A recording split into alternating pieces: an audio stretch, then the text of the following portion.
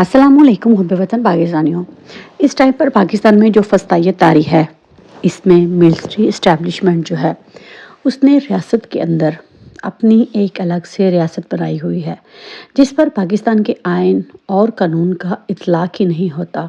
ये गैर ममालिक से बालातर बिजनेस डील करके पाकिस्तान को लूट कर, अवाम को दबा कर, और अगर कोई मुहब्बे वतन लीडर इमरान खान जैसा हो तो उसको जेल की सलाखों के पीछे डालते हैं। ये अपने मकसद तो अब तक हासिल कर रहे हैं, लेकिन आज तक इन लोगों ने शायद पाकिस्तान का कुछ भी नहीं सोचा। ये मुआशी तौर पर खुशहाल हो चुके हैं। कतर में फुटबॉल वर्ल्ड कप में सिक्योरिटी पाक फ़ौज के ज़िम्मे थी। वहाँ से इन लोगों को तकरीबन $1 अरब की जो है वहाँ से पैसों की मद में एक रकम मिली थी। और ये जो यूक्रेन को इस टाइम पर असला फ्राहम कर रहे हैं, इसकी कीमत जो है वो $7.5 मिलियन है। तो आपको क्या लगता है कि ये दोनों तरफ से जो पैसा आया है, क्या ये कौमी ख़जाने में ही जमा हुआ है? असल में मिलिट्री इस्टेब्लिशमेंट जो है ये आइन और कानून से बालातर है। ये किसी को जवाब दे नहीं। जज इनको जवाब दे हैं, पाकिस्तान के लीडरान इनको जवाब दे हैं, अवाम इनको जवाब दे है, लेकिन ये सबसे बालातर हैं। अगर पाकिस्तानी कौम भी इनके बिजनेस में रुकावट डाले तो कोई जो है उनको बम्बू में उड़ा दिया जाता है। इनकी सबसे पहली तरजीहात यही होती हैं कि ये अमरीकी मफादात को तहफ़्फ़ुज़ देते हैं और इसके इवज़ ये लोग भारी डॉलर वसूल करते हैं। और दूसरी तरजीहात जो हैं ये अपने बिजनेस बनाते हैं। आप जितने भी DHA देख लीजिए, आपको ये सोचना पड़ेगा कि आखिर कब तक हम इनके पीछे दुम दबा कर जो है वो बैठे रहेंगे। इमरान खान ने हमें शऊर तो दिया, लेकिन ये लोग अब पूरी तरह नंगे हो चुके हैं। इस्टेब्लिशमेंट जो है उसका तरीका वारदात बहुत ही ज़्यादा मुख्तलिफ है। ये ख़ुद तो चिलमन के पर्दों के पीछे रहते हैं, लेकिन इनके आगे लीडर, जजिस, मीडिया जो है ये नंगा नाचते हैं। आप आमिर फ़ारूक को ही देख लीजिए, उसमें इतनी इहलाकी जुर्रत नहीं कि एक चोर डाकू जिसने पाकिस्तान को इतने सालों लूटा है, उसके तमाम केसेस जो हैं वो बरी हो जाते हैं। 2018 में नवाज शरीफ के ऊपर एक केस बना था और आज आपने देखा कि आमिर फ़ारूक ने उस केस को ख़त्म कर दिया ये कहकर कि जिस बंदे ने ये केस फाइल किया था या पटिशन फाइल की थी, वो जो है वो इस केस को फॉलो ही नहीं करता। तो यहाँ पर देख लीजिए कि दोनों बातों में कितना तज़ाद है। इमरान खान के खिलाफ जो हैं वो ज़बरदस्ती लोगों को पकड़ धकड़ कर जो है उनसे बयानात दिलवाए जाते हैं, और नवाज शरीफ को बचाने के लिए जिस बंदे ने ये केस या फाइल पटिशन दायर की थी उसको गायब कर दिया जाता है। तो अब असल में पाकिस्तानी अवाम की आंखों का पूरी तरह ऑपरेशन हो चुका है। ये लोग जान चुके हैं कि ये अपने मफादात को हासिल करने के लिए मजहबी जमातों को भी इस्तेमाल करते हैं, क्योंकि पाकिस्तान में मजहबी जज्बात जो हैं वो बहुत ज़्यादा स्ट्रॉन्ग हैं। जमातें जो हैं इसीलिए कभी किसी मौलवी को लॉन्च करती हैं, जब अपना मकसद हासिल करना हो तो एक को लॉन्च कर दिया, एक को पीछे कर लिया।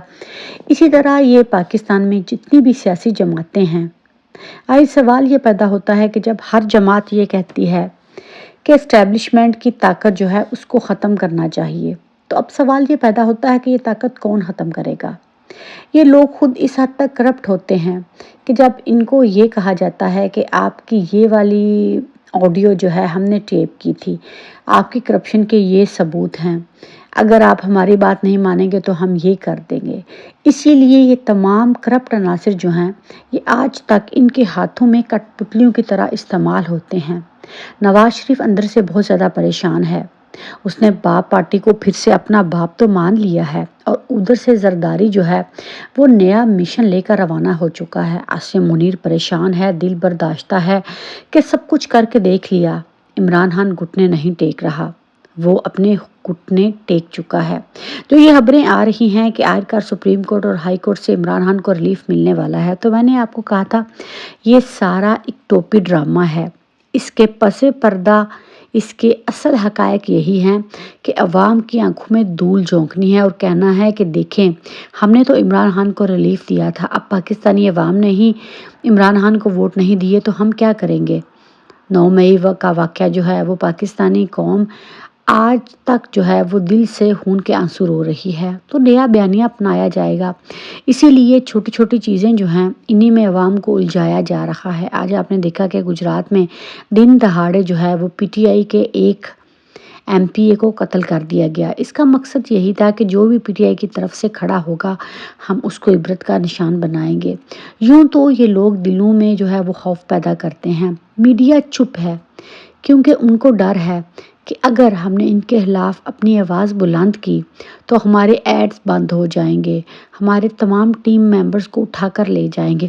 مجھے آج صرف آپ لوگ کمنٹ سیکشن میں ایک بات بتائیے گا، کیا یہ مٹھی بھر لوگ جو پاکستان کا خون چوس رہے ہیں، کیا پاکستانی عوام میں اتنی بھی اخلاقی جرات نہیں کہ ان کو ان کے گریبان سے پکڑ سکے؟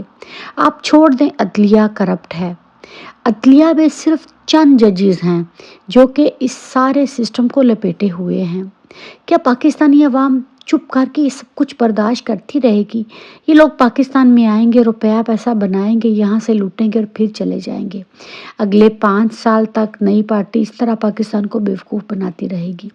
تو محب وطن پاکستانی اس ٹائم پر سب سے بڑی بات یہ ہے کہ ہمیں اپنی سوچ کو ٹھیک کرنا ہوگا۔